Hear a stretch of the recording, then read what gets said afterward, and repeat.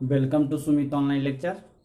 Today I will discuss about important points regarding resistance. यहाँ पे हम देखेंगे कि रेसिस्टेंस जो है आपको टेम्परेचर पर कैसे डिपेंड करता है, और भी आपका इसमें जो पूरा लेक्चर है बहुत सारा इम्पोर्टेंट जो भी कॉन्सेप्ट है वो सब इसमें हम बताए हैं। शॉर्ट ट्रिक भी बताए हैं कि कैसे हम लोग शॉर्ट ट्रिक से रेसिस्टेंस को निकालेंगे।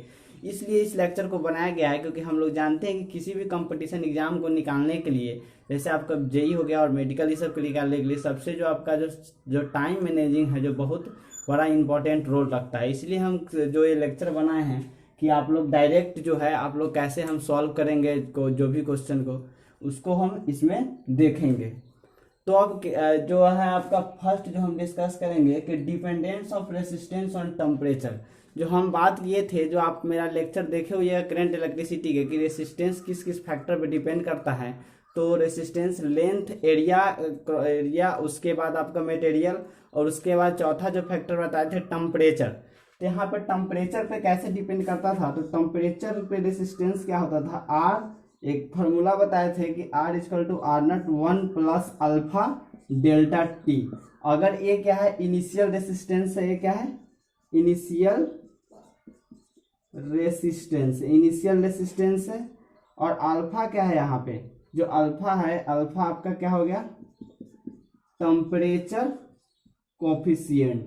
ये जो आप पढ़े हैं 11th में कि आप जैसे टेम्परेचर कोफिशिएंट क्या होता है, अल्फा, जिसमें आप थर्मोडायनेमिक्स, जिसमें थर्मो हीट जो पढ़ रहे थे हम लोग, उसमें पढ़े कि अल्फा। और यहाँ पे क्या है, आर क्या है, जब क्या कर रहे हैं, जब हम लोग टेम्परेचर को इंक्रीज कर दे रहे हैं। तो अगर मान लीजिए पहले अगर 30 डिग्री, अब हम लोग क्या कर दे रहे हैं, 100 डिग्री कर दे रहे हैं। तो अब टेम्परेचर को जब इंक्रीज करेंगे तो रेसिस्टेंस में क्या चेंजिंग होगा उसको हम लोग देखेंगे। यहाँ पे जो है डेल्टा टी क्या करेंगे, जैसे मान लीजिए 30 से अगर 100 कर रहे हैं तो क्या करेंगे हम, 100 माइनस 30 यहाँ से हम लोग निकाल लेंगे। यहाँ पे अल्फा आपको दिया रहेगा टेम्परेचर कोफिशिएंट। यहाँ पे जो आर नॉट जो रेसिस्टेंस है वो इनिशियल रेसिस्टेंस है। बोल दिया कि पहले 5 ओम है, बोलिए जब टेम्परेचर को 30 से 100 डिग्री कर दिए तो रेसिस्टेंस में क्या चेंजिंग आएगा। तो यहाँ पे हम लोग देखेंगे कि कैसे डिपेंड करता है। तो यहाँ पे देखिए, और डेल्टा की टी क्या है, चेंज इन टेम्परेचर। यहाँ पे डेल्टा टी हो गया चेंज इन टेम्परेचर। तो यहाँ पे जो देखेंगे, यहाँ पे जो है, जो एक पहला जो लिखे हैं, पहला case, if alpha is positive and अगर टेम्परेचर को क्या करते हैं, इंक्रीज कर रहे तो रेसिस्टेंस इंक्रीज करेगा। यहाँ पे क्या बोले कि अल्फा अगर पॉजिटिव है तो या तो ऑलरेडी फॉर्मूला क्या है, प्लस में, अल्फा अगर पॉजिटिव है और टेम्परेचर को क्या कर रहे हैं हम लोग, इंक्रीज कर रहे हैं, मतलब डेल्टा टी का वैल्यू जो है इंक्रीज कर रहे हैं, तो मेरा रेसिस्टेंस क्या हो जाएगा, इंक्रीज कर जाएगा। तो ये जो केस होता है सिर्फ किसके लिए होता है, in a case of conductor, in case of conductor, ये ओनली कंडक्टर के केस में ही होता है। तो उसको याद रखना है कि कंडक्टर के केस में, और बोल देगा, एग्जांपल दे देगा आपके कंडक्टर का, कि इस कंडक्टर के केस में आपका जो है टेम्परेचर को बढ़ा रहे तो रेसिस्टेंस क्या हो जाता है, इंक्रीज कर जाता है। तो अगर दूसरा जो है with temperature coefficient is negative, temperature coefficient जो आपका नेगेटिव किस में होता है उसको हम समझेंगे कि टेम्परेचर कोफिशिएंट किस में नेगेटिव होता है। तो एग्जांपल हो गया कि अगर टेम्परेचर कोफिशिएंट अगर नेगेटिव रहेगा तो यहाँ अल्फा का जो फॉर्मूला जो होगा आपका, इस सेकेंड वाला के लिए जो फॉर्मूला हो गया, क्या होगा, R not 1 minus alpha delta T हो गया। तो जैसे ही क्या करें, अगर हम लोग क्या कर रहे हैं, डेल्टा टी को बढ़ा रहे हैं तो रेसिस्टेंस क्या हो जाएगा, डिक्रीज कर जाएगा। तो ये जो केस है आपका, जो क्या हो गया, सेमी कंडक्टर का केस होगा। कौन सा केस हो जाएगा, ये सेमी कंडक्टर का। तो इन केस ऑफ सेमी कंडक्टर, अगर सेमी कंडक्टर दे देगा तो उसके केस में हम लोग क्या करें, अगर जैसे ही टेम्परेचर को हम लोग बढ़ाते हैं तो मेरा रेसिस्टेंस क्या हो जाता है, डिक्रीज कर जाता है। इसको याद रखना है बस। इसमें डायरेक्ट आपको पूछता है, आपका क्वेश्चन इसमें कोई न्यूमेरिकल नहीं, डायरेक्ट इसमें पूछता है कि बताइए कि इसमें से कौन सा में जो टेम्परेचर बढ़ाएंगे तो रेसिस्टेंस इंक्रीज करेगा। वहाँ पे कंडक्टर, सेमी कंडक्टर और इंसुलेटर ये सब दे देगा। तीसरा जो एग्जांपल है कि अगर हम लोग क्या करते हैं, टेम्परेचर कोफिशिएंट अगर 0 है, अगर टेम्परेचर कोफिशिएंट अगर तीसरा के लिए अगर हम लोग 0 देख रहे हैं तो यहाँ क्या हो जाएगा, R equal to R not 1 plus 0 into जो भी है डेल्टा टी। तो यहाँ पे क्या हो जाएगा, R equal to R not, जो इनिशियल रहेगा वही फाइनल हो जाएगा। अगर टेम्परेचर इंसुलेटर के केस में करते हैं हम लोग तो क्या होगा, रेसिस्टेंस पे कोई फर्क नहीं पड़ेगा। यानी क्या हो गया, ये किसका केस हो गया, इन case of insulator. In case of insulator, यानी सिंपल समझिए कि जब रेसिस्टेंस इंक्रीज करेगा टेम्परेचर को बढ़ाने पर, इन केस ऑफ कंडक्टर अगर टेम्परेचर को बढ़ाने पर रेसिस्टेंस डिक्रीज करेगा इन केस ऑफ सेमीकंडक्टर, और इमेज सेम रहेगा इन इंसुलेटर के केस में। तो अब टाइप 2 देखेंगे कि अब क्या करते हैं ना टाइप 2 में, कि अब रेसिस्टेंस को हम लोग, जो रेसिस्टेंस जैसे वायर है, तो वायर का जो रेसिस्टेंस किस किस फैक्टर पे डिपेंड करता है हम लोग जानते हैं कि किस पे, लेंथ पे और एरिया पे और मटेरियल पे। तो मटेरियल तो हम समझ गए और जो जो टेम्परेचर भी समझ गए हम लोग। अब क्या करते हैं ना कि लेंथ पे और एरिया पे किस तरह से डिपेंड कर रहा है कि उसको समझेंगे हम लोग। तो यहाँ क्या है, ये क्या हो गया, ये क्रॉस सेक्शन एरिया हो गया, इसका कुछ रेडियस होगा, ये क्रॉस सेक्शन एरिया हो गया, ये क्या है आपका लेंथ है। अब हम लोग क्या कर रहे हैं ना कि एक एक केस इसका देखेंगे। पहला केस क्या है कि if length becomes n times bye sketching, हम उसको क्या कर रहे हैं ना, उसको खींच के, उसको लंबड़ा के क्या कर रहे हैं कि उसका लेंथ को n टाइम्स क्या कर रहे हैं, इंक्रीज कर दे रहे हैं। जब उसको लेंथ को n टाइम्स इंक्रीज कर देंगे तो हम लोग जानते हैं कि resistance directly proportional to length है। तो अब क्या होगा उसका रेसिस्टेंस, वहां पे हम क्या किए हैं कि उसको खींच के उसको लंबड़ाए हैं लेंथ को। तो उसको अगर वायर को लेंथ को अगर हम लंबड़ा रहे हैं तो क्या होगा ना कि उसका जो भी इसका जो वायर होगा वो भी क्या हो जाएगा, पतला हो जाएगा, यानी रेडियस जो उसका है वो भी तो घट जाएगा ना। तो वहां पे क्या होगा कि एरिया भी चेंज हो जाएगा अपने आप। तो यहाँ पे इसका मतलब समझे कि इसको हम लंबड़ा के हम कर रहे हैं तो उसमें क्या हो जाएगा, एरिया भी चेंज हो जाएगा। तो अब नया रेसिस्टेंस क्या होगा, ऐसा नहीं कि एरिया चेंज नहीं होगा, कि अगर एरिया चेंज नहीं होता तो डायरेक्ट क्या करते हैं हम लोग, डायरेक्टली प्रोपोर्शनल बोल देते, लेकिन वहां तो एरिया भी चेंज हो रहा है। तब इसको हम लोग कैसे सॉल्व करेंगे, तो हम लोग जानते हैं कि रेसिस्टेंस इक्वल टू क्या होगा, रॉ एल बाई एरिया। अगर हम लोग क्या करते हैं एल ऊपर से मल्टीप्लाई नीचे ही मल्टीप्लाई कर देते हैं तो क्या हो जाएगा, raw L square by area into length क्या हो जाएगा, वॉल्यूम। तो यहाँ पर देखिए वॉल्यूम के टर्म में हम फॉर्मूला लाए हैं। तो यहाँ पे क्योंकि जब अगर उसको पहले जब उसको हम वायर को रखें और बाद में उसको हम क्या कर रहे हैं ना, स्केच करके भी उसको हम क्या कर रहे हैं उसका देख रहे हैं, दोनों का जो वॉल्यूम होगा वो क्या होगा, सेम होगा। पहले का वॉल्यूम और बाद का वॉल्यूम भी क्या होगा, सेम होगा। तो हम लोग इसलिए क्या किया, उस फॉर्मूला में वॉल्यूम के टर्म में लाए हैं, क्योंकि उसका लेंथ जो है वो लेंथ चेंज कर रहा है। तो हम लोग क्या किए, वॉल्यूम के टर्म में लाए।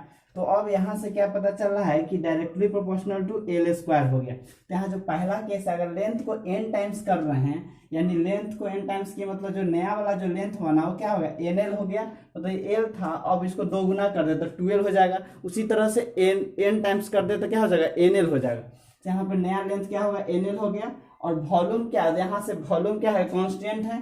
तो हम लोग क्या बोल सकते हैं, रेसिस्टेंस डायरेक्टली प्रोपोर्शनल टू क्या हो गया, लेंथ के स्क्वायर। तो यहाँ से क्या हो जाएगा, रेसिस्टेंस जो नया वाला स्क्वायर, लेंथ के जगह पर एल डैश के स्क्वायर, एल डैश के जगह पर एल की जगह पर क्या करते हैं, एल डैश पुट कर दे तो क्या हो जाएगा, एन स्क्वायर आर। अब यहाँ से हो जाएगा आपका क्या होगा, ये रेसिस्टेंस का जो आपका होगा, इस तरह से आपको याद रखना है कि नया जो रेसिस्टेंस होगा एन स्क्वायर एल टाइम हो जाएगा।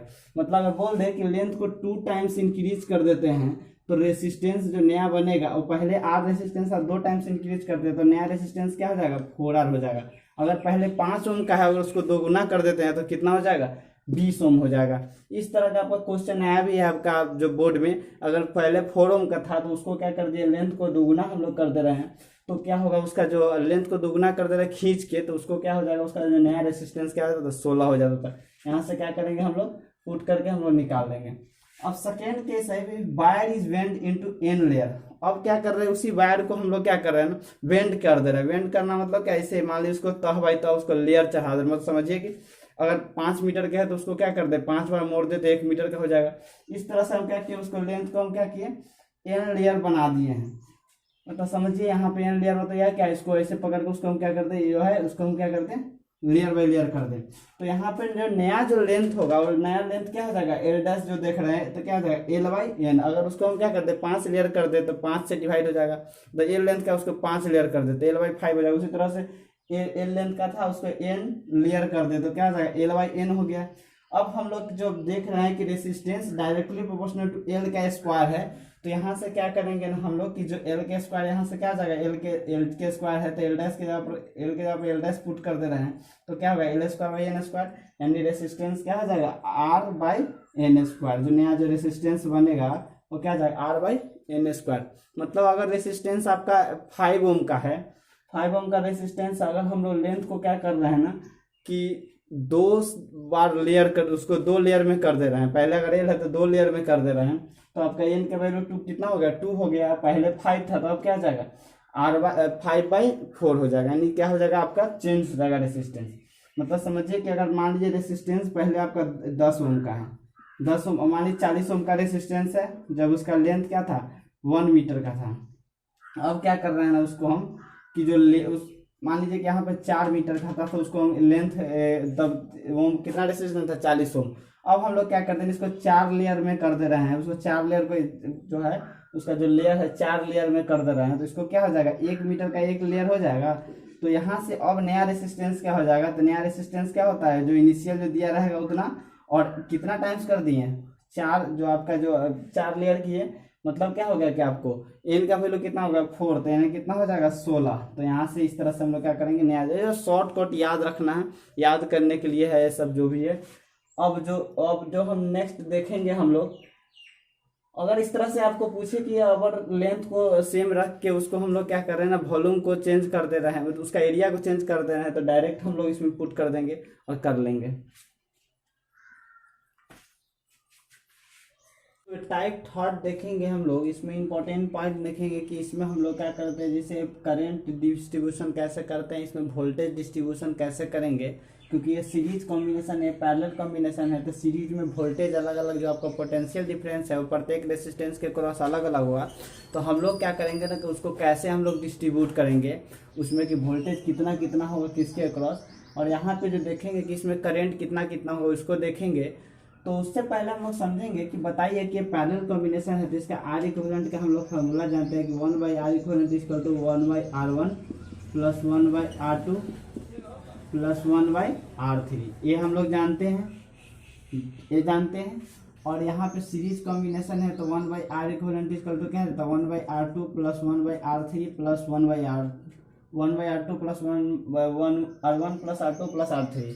यहाँ पे अगर ये लेक्चर नहीं देखे हैं कॉम्बिनेशन ऑफ सीरीज का, तो जाकर मेरे जो आपका प्लेलिस्ट है उसमें जाके आप लोग देख लें और वहाँ से आप कॉम्बिनेशन ऑफ रेसिस्टेंस को समझे। और यहाँ से जो भी इक्विवेलेंट जो इसका आता है, जो भी इक्विवेलेंट अगर जो आर इक्विवेलेंट आएगा वो R equivalent always less than किससे होगा, R1 से, R2 से और R3 से।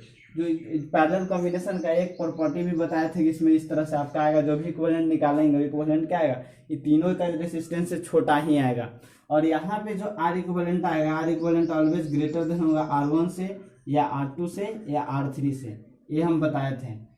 तो अब यहाँ पे हम लोग समझेंगे कि अगर जो है डायरेक्ट कुछ इसको कुछ समझेंगे हम लोग कि अगर इफ एन आइडेंटिकल रेसिस्टेंस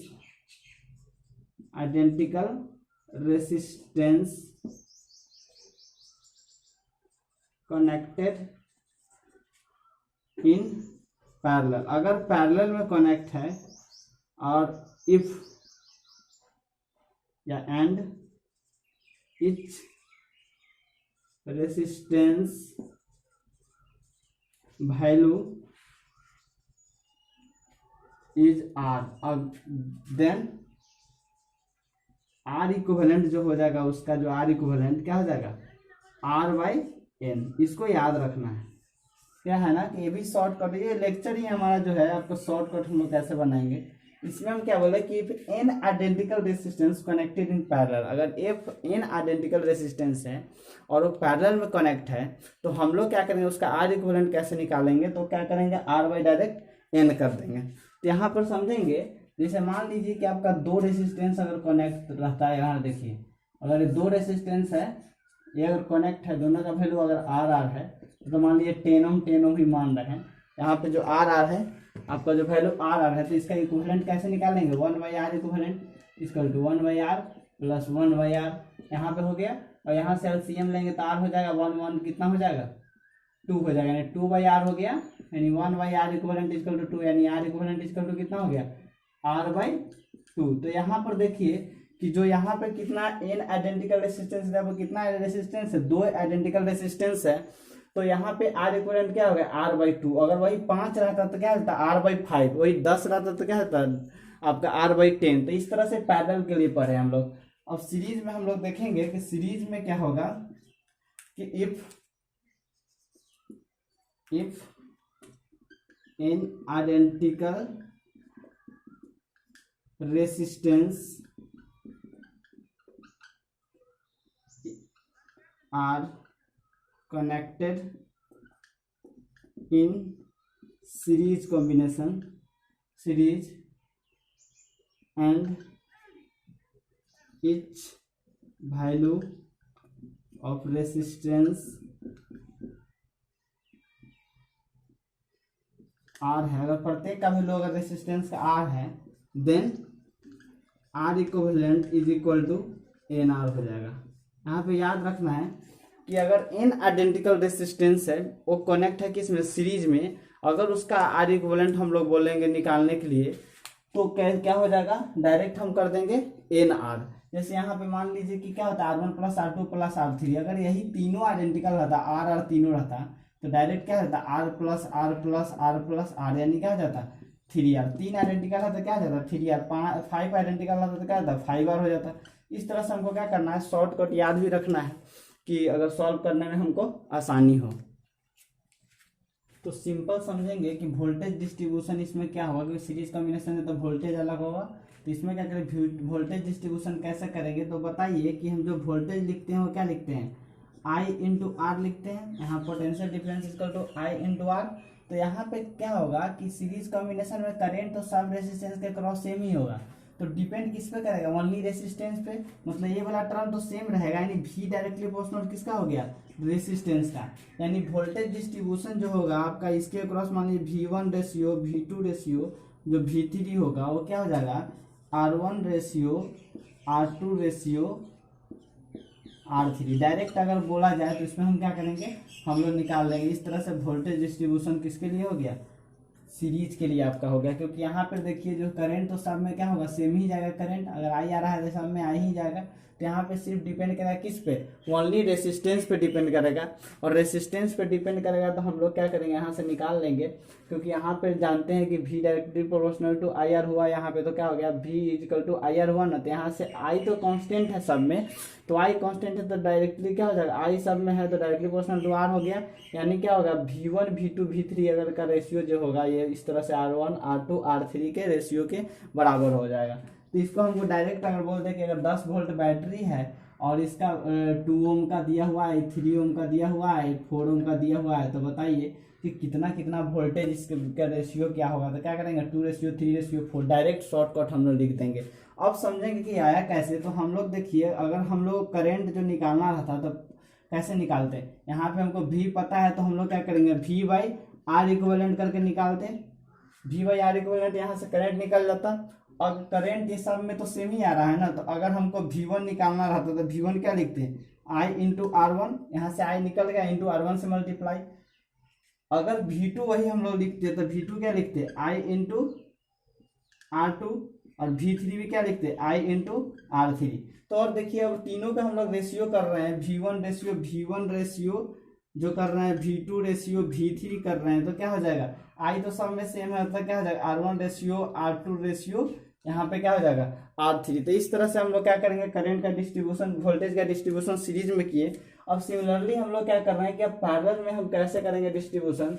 तो यहाँ पे समझने के लिए पहले एक पॉइंट और याद रखना है कि जो हमारा जो कंडक्टेंस होता है, जो कंडक्टेंस क्या होता है, तो कंडक्टेंस को याद रखिएगा कि उसको G से डोनेट करते हैं। G इन्वर्सली प्रोपोर्शनल टू होता है रेडियस, यानी रेडियस के इन्वर्स, जो रेडियस को इन्वर्सली प्रोपोर्शनल जब उसको कर देते तो क्या आ जाता है कंडक्टेंस आ जाता है। तो इसको अगर कंडक्टेंस के टर्म में अगर हमको लिखना हो तो क्या लिख सकते हैं कि G इक्विवेलेंट इक्वल टू क्या लिख देंगे G1 plus G2 plus G3। अगर कंडक्टेंस दे दिया है तो इस तरह से हम लोग निकाल सकते हैं इक्विवेलेंट क्या होगा। तो हम लोग वोल्टेज का डिस्ट्रीब्यूशन कैसे करेंगे, यहाँ पे अगर I करंट आ रहा है तो इसमें I1 I2, मान लीजिए कि अगर उसमें I1 आ रहा है, इसमें I2 जा रहा है, इसमें I3, तो I1 I2 जो है I3 है वो किसके रेशियो के बराबर होगा, वो कैसे डिस्ट्रीब्यूट करेंगे उसको हम समझेंगे। तो यहाँ से क्या करते हैं ना कि हम लोग जानते हैं कि पहले इसमें से हम लोग क्या करेंगे, जो यहाँ पे तो हर एक पॉइंट पे क्या होगा वोल्टेज सेम ही होगा, हर एक पॉइंट पे जो होगा यहाँ जो पोटेंशियल डिफरेंस है वो क्या होगा इक्वल होगा। क्योंकि यहाँ पर क्या है पैरेलल में, तो इसके क्रॉस भी वोल्टेज सेम, इसके क्रॉस भी वोल्टेज सेम, इसके क्रॉस भी वोल्टेज सेम, यानी करंट अलग अलग होगा। तो करंट जो I1 अगर लिख रहे हैं तो हम लोग क्या लिखेंगे V बाई R1। अगर करंट हम लोग लिख रहे हैं I2 लिख रहे हैं तो क्या लिखेंगे V बाई R2। अगर करंट I3 लिख रहे हैं तो क्या हो जाएगा V/R3। यहाँ पोटेंशियल डिफरेंस दे ही दिया रहेगा, रेसिस्टेंस पता रहेगा तो करंट ही अलग है, तो करंट निकालेंगे कैसे, V/R1 V/R2 और V/R3। अगर I1 I2 का रेशियो अगर बोला जाए कि निकालिए I1 I2 और I3 का रेशियो निकालिए तो क्या हो जाएगा उसका V1 V/R1 V/R2 और V/R3। यहाँ से V क्या हो जाएगा, सब कैंसिल, तो क्या कर इसका रेशियो जो होगा मेरा I1 I2 का जो I3 का जो रेशियो है क्या आ जाएगा, I1 I2 और I3 का जो रेशियो है क्या आ जाएगा 1/R1 1/R2 1/R3। इस तरह से मेरा क्या आ जाएगा उसका रेशियो आ जाएगा। तो इसको हम लोग समझे कि कैसे आया। अब यहाँ से देखिए एक और हम टर्म से समझ सकते हैं कि वी आई इक्वल टू क्या होता है V/R, और यहाँ पे ये टर्म सेम है पैरेलल में, तो क्या हो जाएगा डायरेक्ट इन्वर्सली प्रोपोर्शनल, क्या हो जाएगा करंट रेसिस्टेंस के इन्वर्सली प्रोपोर्शनल हो जाएगा। यहाँ से हम लोग समझ गए कि कैसे हम लोग वोल्टेज को डिस्ट्रीब्यूट करते हैं और करंट को डिस्ट्रीब्यूट करते हैं सीरीज और पैरेलल कॉम्बिनेशन में। अब हम इस पर थोड़ा न्यूमेरिकल करते हैं। तो इस प्रॉब्लम में हम देखेंगे कि कैसे इसको हम सॉल्व करेंगे। एक सिंपल ही प्रॉब्लम हम लोग कर रहे हैं, अगर सिंपल प्रॉब्लम अगर समझ ले रहे हैं तो आप जो भी एक अच्छा भी प्रॉब्लम आएगा तो आप सॉल्व कर लीजिएगा। तो ये तो कॉन्सेप्ट को सीखना है हमको, डायरेक्ट फार्मूला पे है। अब क्या है कि जो यहाँ पे जो आपका पोटेंशियल डिफरेंस 10 वोल्ट है, आपका 5 ओम और 15 ओम का जो आपका दो रेसिस्टेंस लगा हुआ है, तो अब इसमें पूछ रहा है कि बताइए कि इसके क्रॉस जो V1 होगा और इसके क्रॉस V2 जो वोल्टेज का डिस्ट्रीब्यूशन का रेशियो क्या होगा। और वैल्यू भी अगर पूछे तो हम लोग वैल्यू भी निकाल सकते हैं। पहले वैल्यू निकालिए कि V1 का वैल्यू क्या होगा और V2 का वैल्यू यहाँ पे क्या होगा। तो पहले हमको क्या निकालना होगा कि I निकालना होगा। तो R इक्विवेलेंट हमको पता है, R इक्विवेलेंट किस में है, सीरीज में है, तो क्या हो जाएगा 5 और प्लस 15 कितना हो जाएगा 20 ओम। और यहाँ से I निकल जाएगा कितना V/R होता है इक्विवेलेंट, यानी क्या हो गया वोल्टेज कितना है 10 और डिवाइडेड बाई 20 यानी क्या होगा 1/2, यानी करंट हमारा आ गया इतना एम्पियर, इससे फ्लो कर रहा है सब में। अगर हमको V2 निकालना हो तो V2 क्या लिखेंगे I इंटू R2, इसके क्रॉस हमको रेसिस्टेंस पता है और करंट पता है, ये जो करंट जा रहा है वही करंट, तो क्या हो जाएगा I इंटू R2। तो क्या हो जाएगा V2 का जो वैल्यू है, अब V2 का वैल्यू क्या हो जाएगा आपका V2 का जो वैल्यू है और I क्या 1/2 इंटू रेसिस्टेंस कितना 15 ओम, तो 15 ओम कितना हो जाएगा 15/2। और जब V1 का जो वैल्यू है आपका क्या हो जाएगा 1/2 इंटू 5 यानी क्या हो जाएगा 5/2। यानी जब V1 और V2 का जब रेशियो निकालने के लिए बोले तो रेशियो क्या हो जाएगा 15/2 डिवाइडेड बाई 5/2 यानी क्या हो जाएगा 2 कैंसिल, यानी क्या हो जाएगा 15/5 यानी क्या हो जाएगा 3/1। तो यहाँ से हम लोग समझे कि क्या हो गया कि डायरेक्ट यही ना हुआ कि डायरेक्ट जो पोटेंशियल डिफरेंस का जो रेशियो है डायरेक्ट क्या हो जाएगा उसका रेसिस्टेंस के जो आपका जो यहाँ पे जो रेसिस्टेंस हम लोग लिखे हैं V1 लिखे, यहाँ जो यहाँ आपका ये क्या है V2 है, V2 यहाँ क्या हो गया ये V जो आपका जो यहाँ पे लिखे, सॉरी यहाँ पे जो है मिस्टेक है थोड़ा, यहाँ क्या जाएगा V1 रेशियो V2 अगर जो लिख रहे हैं तो क्या हो जाएगा V1 यहाँ पे है 5/2 और ये क्या हो जाएगा 15/2, 2 कैंसिल यानी क्या हो जाएगा 5/15। तो यहाँ से क्या आ गया मेरा कि जो रेसिस्टेंस के रेशियो के बराबर आ गया जो उसका पोटेंशियल डिफरेंस का रेशियो, यानी क्या हो गया 1/3। इस तरह से हम लोग क्या किया इसको डिस्ट्रीब्यूट किए। अगर वही हमको पैरेलल में आपको हमको क्या है कि अगर करंट निकालना है, जिसे इसमें तो पोटेंशियल डिफरेंस आपके क्रॉस सेम ही रहेगा लेकिन करंट जो होगा अलग अलग होगा I1 और I2। तो इसमें हम लोग करंट I1 का वैल्यू कैसे निकालेंगे, तो I1 इक्वल टू क्या हो जाएगा, यहाँ पे पोटेंशियल डिफरेंस इसके क्रॉस पता है कितना V, यानी जो V मतलब कितना 5 वोल्ट, और इसके क्रॉस निकालना है तो क्या हो जाएगा इसका रेसिस्टेंस से डिवाइड मतलब इतना एम्पियर हो गया। और I2 क्या हो जाएगा यहाँ पे कितना है पोटेंशियल डिफरेंस 5 और रेसिस्टेंस कितना 3, तो यहाँ इतना एम्पियर हो गया क्योंकि हम लोग जानते हैं V/R से ही निकाले हम लोग। तो यहाँ से इस तरह से निकाले तो इसका जो रेशियो पूछेगा तो रेशियो क्या हो जाएगा I1/I2 का रेशियो क्या हो जाएगा 5/2 रेशियो 5/3 यानी 5 कैंसिल यानी क्या हो जाएगा यहाँ से करेंगे 3 ऊपर जाएगा और 3:2 यानी क्या हो गया इन्वर्सली हो गया ना, उल्टा तो हो गया ना कि अगर I1 I2 का रेशियो पूछा तो रेसिस्टेंस ऑफ 2 रेसिस्टेंस ऑफ 1, इस तरह से हम लोग क्या करेंगे, फाइंड कर लेंगे हम लोग इसको, वोल्टेज करंट डिस्ट्रीब्यूशन या वोल्टेज डिस्ट्रीब्यूशन हम लोग फाइंड कर लेंगे। अगर मेरा आपको ये वीडियो अगर अच्छा लगा तो प्लीज़ लाइक सब्सक्राइब और थोड़ा शेयर कर दीजिए। और जो भी अगर आपको इसमें डाउट हो तो आप पीछे का भी जो आपका जो लेक्चर है उसको देखिए और क्लियर करें।